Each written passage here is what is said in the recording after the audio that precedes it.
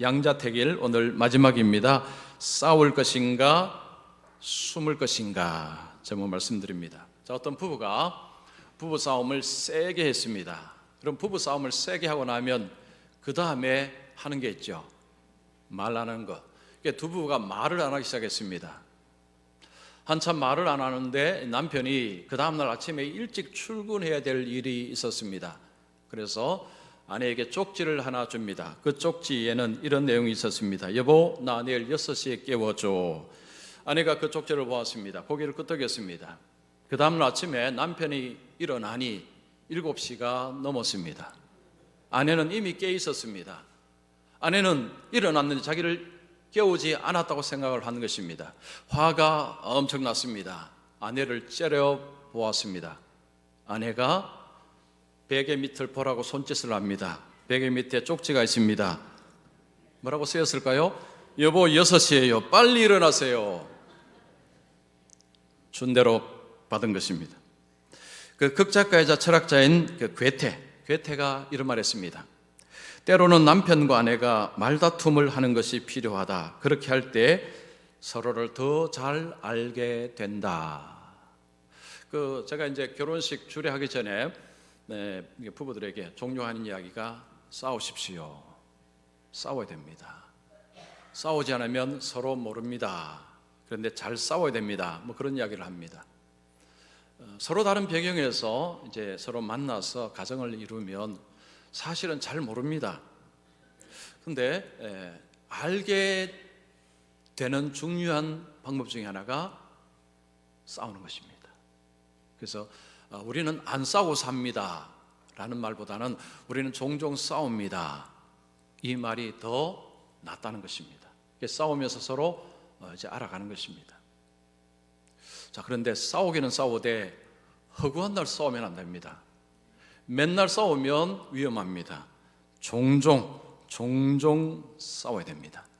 매일 싸운다는 것은 서로를 적대시하는 것입니다. 이건 굉장히 위험한 것입니다. 여러분, 우리가 예수를 믿고 나면 싸워야 되는 자가 됩니다. 예수를 믿으면 그리스도인이 된다는 것은요, 싸우는 자가 되는 것을 의미합니다. 왜냐하면 예수 믿는 자를 적대시하는 존재들이 있기 때문입니다. 누굽니까? 악한 자들입니다. 자, 우리 요한복음 15장 18절 보시면 제가 읽겠습니다.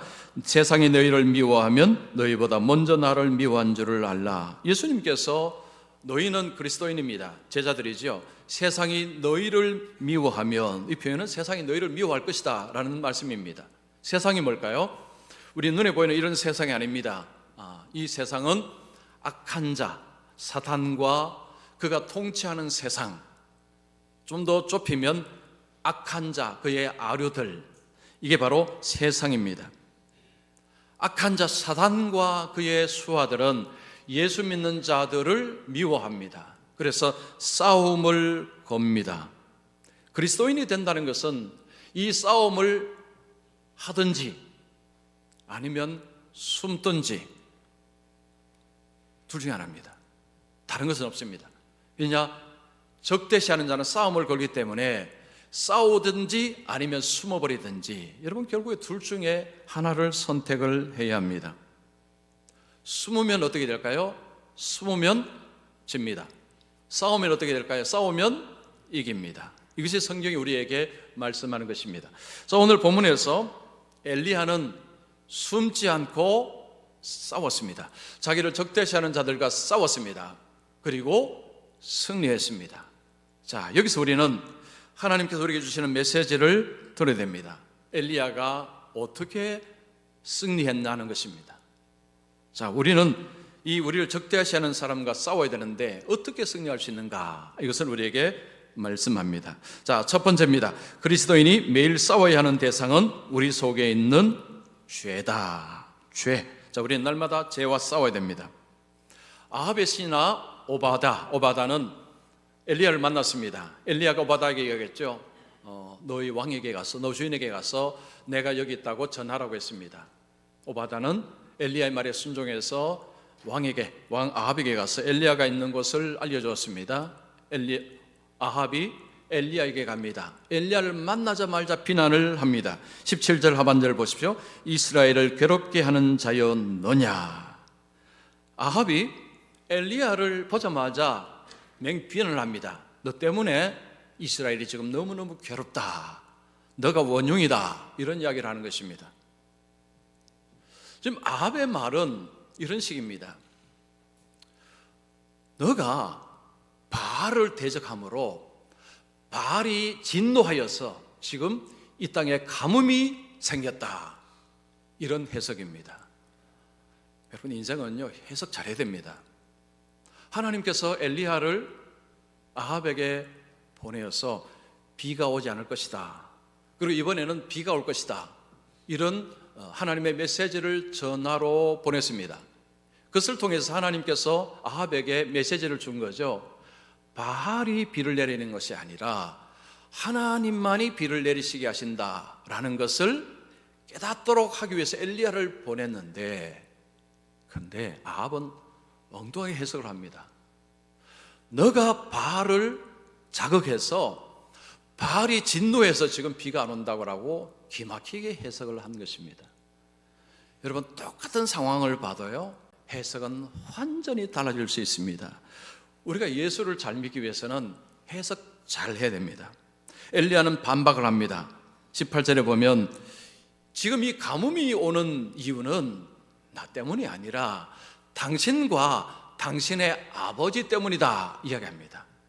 당신과 당신의 아버지가 하나님을 버리고 우상을 섬김으로 하나님이 진노하심으로 이 가뭄이 생겼다라고 엘리야는 이야기를 한 것입니다. 아합의 부친은 오므리입니다. 오므리. 이 오므리는 우상 숭배 정책을 했고 하나님의 진노를 샀던 인물입니다. 그 아버지의 그 아들입니다. 그 아들은 아버지가 갔던 그 길을 고스란히 따라가고 있습니다. 엘리야는 바알이 지금 비를 내리고 안 내리고 하는 것이 아니라 하나님이 그렇게 하신다는 것을 내가 입증해 보이겠다라고 하면서 대결을 제안합니다. 당신들의 선지자 850명하고 나하고 한번 붙어보자는 거죠. 대결의 목적은 어느 신이 진짜인지 판가름 내자라는 것입니다. 자, 그러면서 아합에게 바알 선지자 450명, 아세라 선지자 400명을 갈멜산으로 모으십시오. 나하고 한번 붙어보시죠 라고 한 것입니다. 자, 이 선지자들은 이세벨이 뒤에서 후원하는 선지자들입니다. 19절 보시면 이세벨 상에서 먹는 선지자라는 표현을 합니다. 이 표현은 이세벨이 뒤에서 후원하는 선지자라는 의미입니다.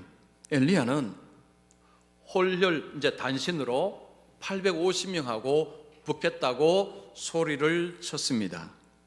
우리가 뒷이야기를 모른다면 엘리야가 왜 이러지? 아니, 어떻게 850명을 이기겠다고 이런 대결을 제안하지? 라고 생각할 수 있는 상황입니다. 자, 지금 바알 선지자들이 모였습니다. 우리가 성경에 보면요, 바알 선지자들은 보이는데 아사라 선지자들은 안 보입니다. 바알 선지자 450명과 이제 대결을 하는 것입니다. 엘리야가 대결을 하기 전에 거기에 모인 북이스라엘 백성들에게 결단을 촉구합니다. 21절 보십시오.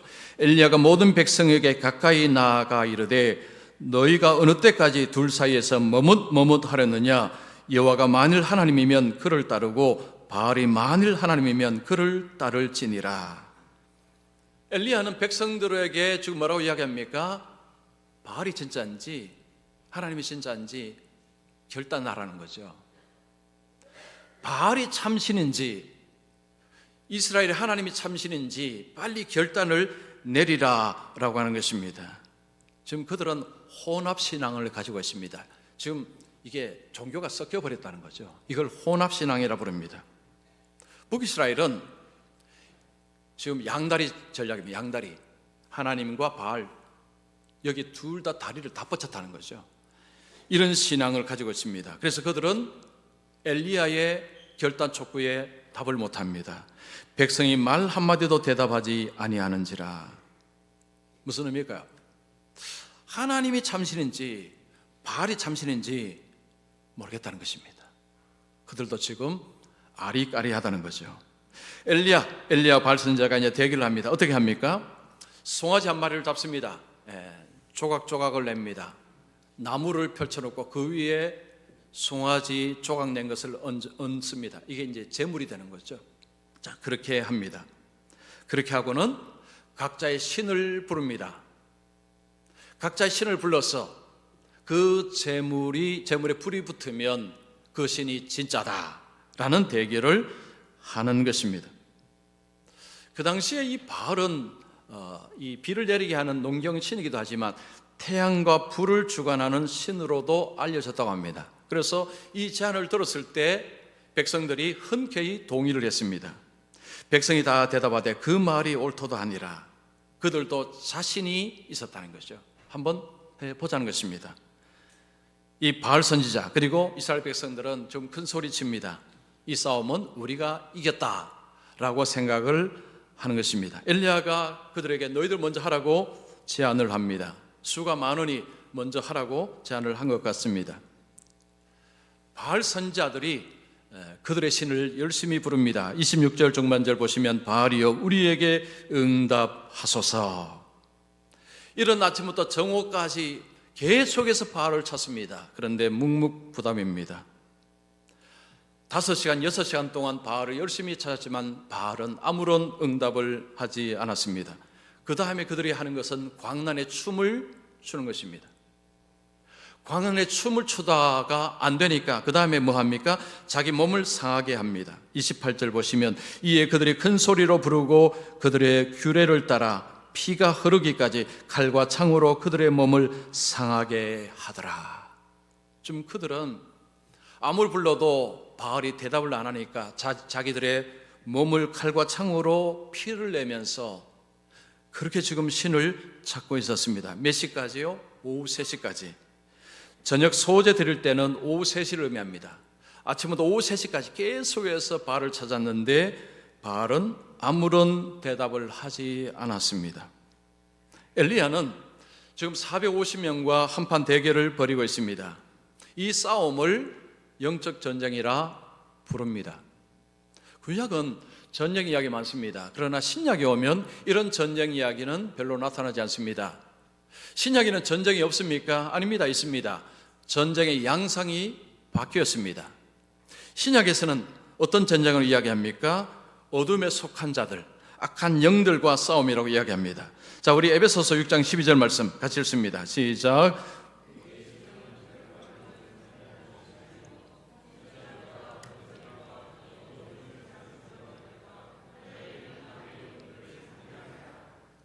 우리의 씨름은, 우리의 싸움은 악한 자들, 하늘에는 악한 영들과 싸우는 것이다. 자, 이 사탄의 이 하류들, 자, 부하들은 눈에 보이지가 않습니다. 물론 눈에 보이는 사람도 있지만 악의 영들은 눈에 보이지 않습니다. 그러면 어떻게 싸울까요? 여러분, 이 악한 자들, 이 사탄이 쓰는 전략, 그 전략이 우리 속에 있는 죄를 사용하는 것입니다. 사람은 태어날 때 죄인으로 태어납니다. 죄가 있습니다. 이 죄가 우리 속에서 일하도록 하는 것입니다. 죄는 하나님을 반역하게 합니다. 바울은 자신이 예수를 믿고 나서 하나님의 뜻대로 하고 싶은데 그 반대대로 하는 모습을 보고 너무 슬프다고 했습니다. 그러면 누가 그렇게 하느냐? 자신 속에 있는 죄라고 이야기합니다. 자, 우리 같이 읽습니다. 로마서 7장 15절 17절입니다. 시작.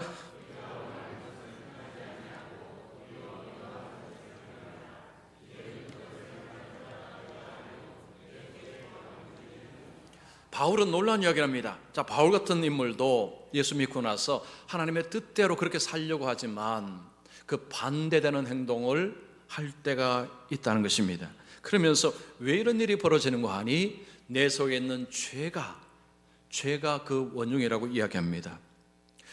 바울이 말하는 이 죄는 그냥 아무것도 아닌 게 아닙니다. 마치 힘 있는 능력자 같습니다.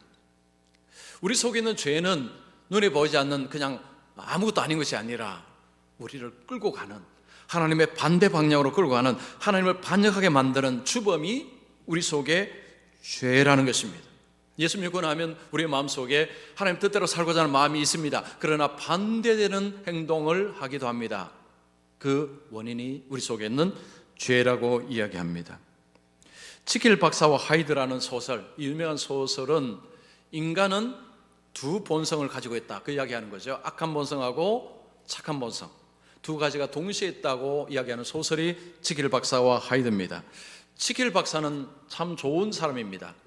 그런데 그 속에 악한 본성이 있었습니다. 그래서 둘을 나누었습니다. 분리했습니다. 자, 둘 중에 어느 것이 힘이 세냐? 악한 것이 힘이 더 세다고 했습니다. 지킬 박사가 말합니다. 나는 생각보다 10배는 더 악하다. 자기 속에는 악한 부분이 힘이 더 세다라고 고백했습니다. 이 소설을 쓴 루이스 스티븐슨은 이렇게 이야기합니다. 사람은 사실 하나가 아니라 둘로 나누어져 있다. 내 의식의 전장에서 싸우는 두 본성 중 어느 쪽이 나라고 말해도 틀리지 않는 것은 둘 다 완벽한 나이기 때문이다. 악한 본성도 나고 선한 본성도 나고 둘 다가 나라는 것입니다.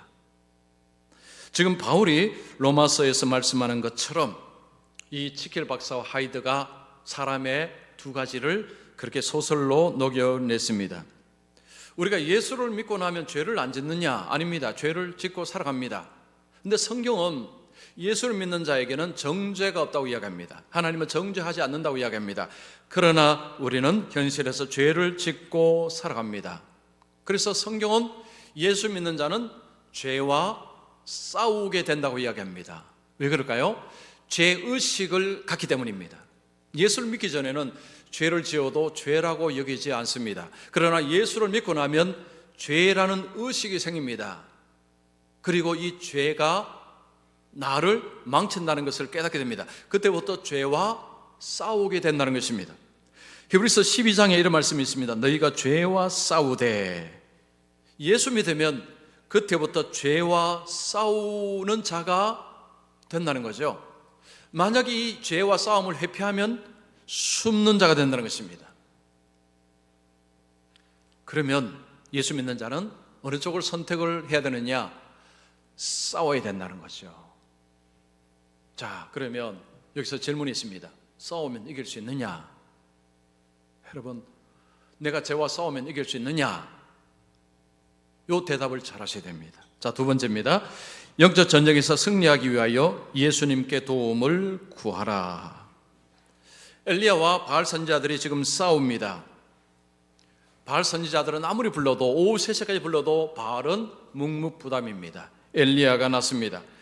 엘리야는 무너진 하나님의 제단을 다시 세웁니다. 12돌을 가지고 세웁니다. 12돌은 야곱의 12아들을 지칭하고 12지파를 지칭하고 하나님의 언약 백성을 지칭합니다. 이스라엘은 하나님과 언약을 맺은 언약 백성입니다. 하나님은 이스라엘의 하나님이 되시겠다고 약속하셨습니다. 이스라엘은 우리가 하나님 말씀에 순종하겠다고 약속을 했습니다. 그런데 지금 이스라엘은 하나님과 맺은 언약을 버렸습니다. 저버렸습니다. 엘리야는 하나님의 언약 백성임을 다시 한번 확인하기 위해서 12돌을 세운 것입니다. 그리고 나서 송아지 각을 뜹니다. 자, 그러면서 무엇하는가 보시면 한 15리터 정도 되는 그 도랑을 팝니다. 32절을 보시면 곡식 종자 2세알을 둘만한 도랑, 이 양이 한 15리터 되는 도랑이라고 합니다. 여러분, 생수통 큰 통이 2리터입니다.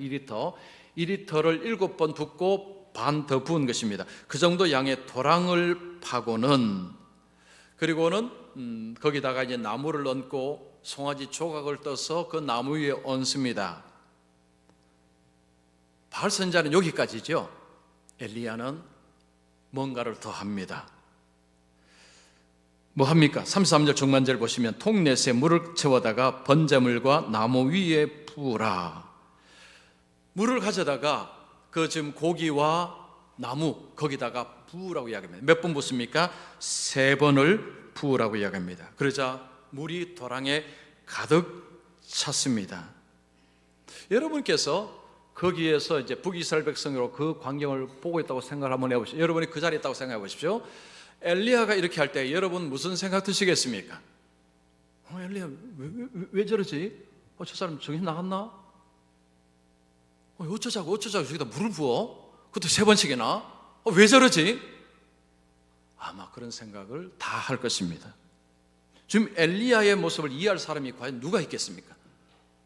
그냥 해도 이거 좀 이길지도 좀 지금 모르겠는데 거기다 물까지 부었으니 어쩌자고 이렇게 하시나, 그런 상황입니다. 오후 3시경에 이제 저녁 소재 들을 쯤에 그가 하나님 앞에 기도합니다. 시끄럽게 기도하거나 자기 몸을 해치거나 하지 않습니다.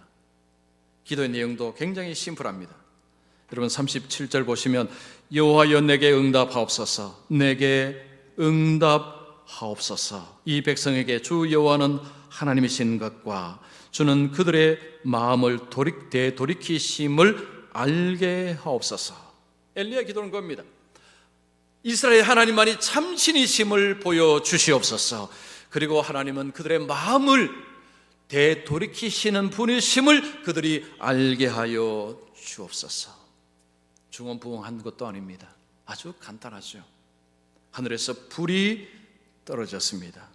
38절에 보면 태우고 핥았다라고 이야기합니다. 거기에 있는 재물을 하나님이 다 받으셨다는 것입니다. 그리고 모든 불을 다 깨끗하게 태워버렸습니다. 우연일까요? 갑자기 번개쳐서 그냥 우연으로 그렇게 되었을까요? 거기에 있는 백성들은 누구도 우연으로 보지 않았습니다. 하나님이 하신 것으로 보았습니다. 그래서 39절에 이렇게 그들이 고백합니다. 모든 백성이 보고 그들은 봤습니다. 안 본 게 아닙니다. 보고 엎드려 말하되 여호와 그는 하나님이시로다, 여호와 그는 하나님이시로다. 이 말은 여호와 그분이 진짜 참 신이시다 라고 거기에 모인 모든 백성들이 다 고백을 했습니다. 처음에는 엘리야가 이길 것이라고 생각하지 않았을 것입니다. 850대 1 대결을 제안했습니다. 그러나 하나님의 살아계심을 그들의 두 눈으로 확인했습니다. 그러자 그들은 하나님만이 참 신이심을 고백을 했습니다. 엘리야는 백성들에게 명령합니다. 저 선자들 다 잡아라고 이야기합니다. 아마도 하늘에 불 떨어질 때 바알 선자들이 뭐 했을까요? 도망가기 시작했을 것입니다. 아이고 큰일 났다, 우리 이러다 죽겠다, 아마 도망가기 시작했을 것입니다. 엘리야가 뭐라고 합니까? 다 잡아라고 이야기합니다. 다 잡아서는 근처에 있는 기손 시내가에 가서 그들을 다 죽였습니다. 왜 죽였을까요? 하나님의 심판입니다. 하나님의 심판을 행하신 것입니다. 지난주에 말씀드렸죠. 하나님은 무서운 분이십니다. 심판의 하나님이십니다. 바알 선지자들에게 이제 처형이 끝났습니다. 엘리야가 아합에게 말합니다. 왕의 장막으로 돌아가셔서 먹고 쉬십시오. 무슨 말일까요? 이제 비가 내릴 테니 먹고 쉬라는 것입니다. 그리고는 엘리야가 갈멜산 꼭대기에 올라갑니다. 기도합니다. 비가 내립니다. 엄청난 비가 내립니다. 엘리야가 기도해서 비가 내렸을까요? 하나님께서 약속하셔서 비가 내렸을까요? 하나님이 약속하심으로 엘리야의 기도를 통해서 비를 내리신 것입니다. 엘리야는 승리했습니다. 대승을 했습니다. 엘리야가 승리할 수 있었던 근본 원인이 무엇입니까? 하나님이 역사하셨어. 하나님의 도우심으로 엘리야는 이긴 것입니다. 성공한 10대들의 7가지 습관, 성공하는 10대입니다. 10대들의 7가지 습관을 책에 있는데, 이 책에 보면 프랑스 루이 16세의 아들에 관한 이야기 나옵니다. 프랑스 혁명이 일어나고 루이 16세가 처형을 당합니다. 그리고 나서 그 아들, 루이 16세 아들을 유배지로 보내버립니다. 유배지에 보내서 그 루이 16세 아들을 도덕적으로 타락을 시키고자 합니다. 그래서 무너뜨리고자 한 것입니다. 파멸로 이제 몰아넣고자 한 것입니다. 유혹을 하고 위협도 했습니다. 유혹을 위해서는 뭘 썼는가 하니 술과 여자를 보냈습니다. 위협을 위해서 불량배를 보냈습니다. 그런데 루이 16세 아들은 그들이 원하는 대로 무너지지 않았습니다. 너무나 당당했습니다. 왕의 품위를 보여주었습니다. 루이 16세 아들이 그들에게 이런 이야기를 했습니다. 나는 당신들의 요구하는 것을 절대로 수용하지 않을 것이요, 당신들이 아무리 나를 회유와 함정으로 넘어뜨리려 할지라도 그것은 시간 낭비일 뿐이요, 왜냐하면 나는 이 나라의 왕으로 태어났기 때문이요. 이 루이 16세 아들은요, 자기는 왕으로 태어났다는 거죠. 즉 시간이 지나면 이제 왕이 되는 인물입니다. 나는 왕이라는 것입니다. 유배지였지만 그 아버지는 세상을 떠났지만 루이 16세 아들은 나는 왕이다라는 그 정체성을 붙들고 있었다는 거죠. 그래서 안 무너졌다는 것입니다. 여러분, 사람은 자신을 어떻게 보느냐가 굉장히 중요합니다. 자신을 나는 성실한 사람이다 라고 규정을 하면요, 성실한 삶을 살고자 합니다. 반대로 나는 게으른 사람이야 라고 생각하면요, 자기가 자기에게 그렇게 한 대로 그냥 게으르게 삽니다. 제가 오래전입니다. 텔레비전인가 유튜브인지 모르겠습니다. 어떤 사람에게 장군복을 입혔습니다. 장군처럼 행동을 했습니다. 거지처럼 옷을 입혔습니다. 거지처럼 행동했습니다. 이게 정체성입니다. 정체성. 여러분, 자기 정체성이 이 뭐냐가 굉장히 중요합니다. 미국의 스탠퍼드 대학에서 사람들에게 이 정체성 실험을 했습니다. 두 부류로 나누었습니다. 한 부류의 사람들과 두 부류의 사람들 똑같이 설문지를 주었는데 그 설문지의 문구가 좀 달랐습니다. 한 부류의 사람들에게 이런 문구를 삽입했습니다. 당신에게 투표는 얼마나 중요합니까? 당신에게 투표는 얼마나 중요합니까? 라는 문구가 들어간 설문지에 답을 하도록 했습니다. 또 다른 이 사람들에게는 이런 문구가 들어갔습니다. 당신에게는 투표자라는 의식이 얼마나 중요합니까? 당신은 투표자라는 거죠. 그래서 당신에게 투표자라는 의식이 얼마나 중요합니까? 라고 하는 문구를 집어넣고 설문조사를 하게 하고, 그리고 두 부류의 사람들에게 이제 곧 투표할 날이 다가오는데 투표하시겠습니까? 물었습니다. 여러분, 어느 쪽의 사람들이 투표를 더 많이 하겠다고 대답을 했을까요? 두 번째 부류입니다. 당신에게 투표자라는 의식이 얼마나 중요합니까? 당신은 투표자입니다 라는 이 의식이 심겨지니 투표를 해야 되겠다라고 더 생각을 했다는 것입니다. 사탄은, 악의 영들은 우리를 넘어뜨리기 위해서 때로는 유혹을, 때로는 위협을 가하기도 합니다. 자, 그럴 때 우리 뭐 해야 됩니까? 주님, 저를 도와주시옵소서. 그런데 우리는 그렇게 잘 하느냐? 아니요, 잘 안 합니다. 왜 잘 안 할까요? 우리 속에 있는 죄가 우리에게 뭐라고 하신 줄 아십니까? 너 할 수 있어. 너 스스로 할 수 있어. 너는 힘이 있고 능력이 있어. 너 많이 배웠잖아. 너 스스로 할 수 있어. 그렇게 우리 속에 이야기합니다. 그래서 우리는 어떤 일을 만날 때요, 주님께 간절히 이 도움을 구하기보다는 내가 할 수 있어, 내가 할 거야, 스스로가 자신을 의지합니다. 아담과 하와는 에덴 동산에서 범죄했죠. 그 핵심이 뭡니까? 하나님처럼 되고자 하는 것입니다. 여러분, 하나님처럼 되고자 하는 것은 다른 말로 하면 내가 할 수 있다는 것입니다. 오늘날 세상은요, 이런 이야기입니다. 당신 할 수 있습니다. 당신이 계획하고 꿈만 꾸고 당신이 노력하면 뭐든지 할 수 있습니다. 이게 세상의 목소리입니다.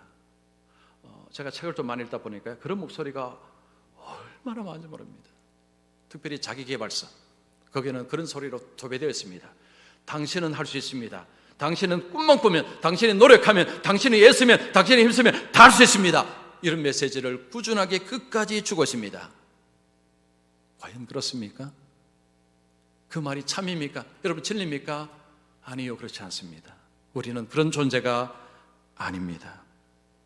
여러분, 그래서 우리가 예수를 믿고 나서 정말로 예수님을 의존하고 그렇게 하기 위해서는 이 정체성 확립이 필요합니다. 그래서 여러분, 우리에게는 이런 정체성이 필요합니다.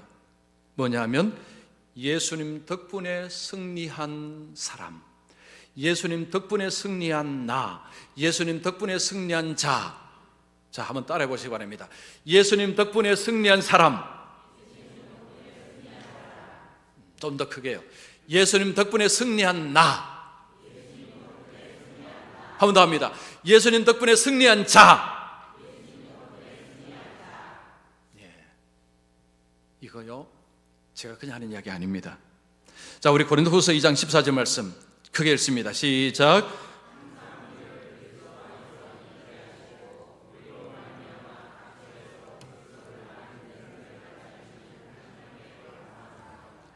여기에 뭐라고 써 있습니까? 항상 우리를 그리스도 안에서 이기게 하시고, 항상 내 힘으로 이기게 하시고, 아닙니다. 항상 그리스도 안에서, 항상 그리스도 덕분에, 항상 그리스도 덕분에 승리케 하시고 라는 표현이죠. 그래서 오늘 여러분 설교는 어차피 다 기억 안 하시겠지만 못 하십니다. 근데 이거 하나만 기억하십시오. 나는 예수님 덕분에 승리한 자다. 오늘 다 잊어버리셔도 이거 하나만 기억하십시오. 그리고 한 주간 동안 나는 예수님 덕분에 승리한 자다, 나는 예수님 안에서, 나는 예수님 덕분에 승리한 자다 라는 이 읊조림, 이 이야기, 이 생각을 하고 살아보십시오. 그러면 이게 왜 중요하냐면요, 그러다가 어려움을 만납니다. 그러면 예수님 덕분에 승리했다는 그 의식이 있을 때, 그러면 어떻게 합니까? 주님, 저를 도와주시옵소서. 왜냐하면 예수님 안에서는 이긴다라는 확신이 있기 때문에. 이게 정체성입니다. 예수님 덕분에 승리한 나, 나는 예수님 덕분에 승리하였다, 나는 예수님 덕분에 승리한 자다라는 의식은 예수님을 의지하게 만듭니다. 왜냐? 예수님 안에서는 이긴다라는 것을 확신하기 때문입니다. 죄는 아니야, 너 할 수 있어, 너 힘 있어, 너 능력 있어, 너 경험 있잖아, 네가 해 라고 이야기합니다. 그게 죄가 하는 목소리입니다. 그러나 성경은 우리에게 예수 믿는 자는, 그리스도는 예수님 덕분에 승리한 자라고 이야기합니다. 우리는 힘이 생각보다 없습니다. 능력도 생각보다 없습니다. 할 줄 아는 것도 생각보다 없습니다. 뭔가 할 때는요, 많은 것을 할 것 같지만, 근데 그거는 잠시 잠깐의 착각일 뿐입니다. 우리는 그런 존재가 아닙니다. 우리는 생각보다 무능력하고, 생각보다 무력하고, 생각보다 무식합니다. 그래서 우리 속에 있는 죄는 아니야, 너 능력 있어, 너는 경험도 많아, 내가 할 수 있어, 그렇게 부추깁니다. 여러분 그 소리 들으면 백전백패입니다. 우리는 예수님 덕분에 승리하는 자입니다. 한 주간 살아가실 때 읊조리십시오. 나는 예수님 덕분에 승리한 자다, 나는 예수님 덕분에 승리한 자다. 그래서 예수님 의지하시고 예수님께 도움을 구하셔서 예수님 안에서 승리하시는 우리 모두가 되시기를 축원합니다.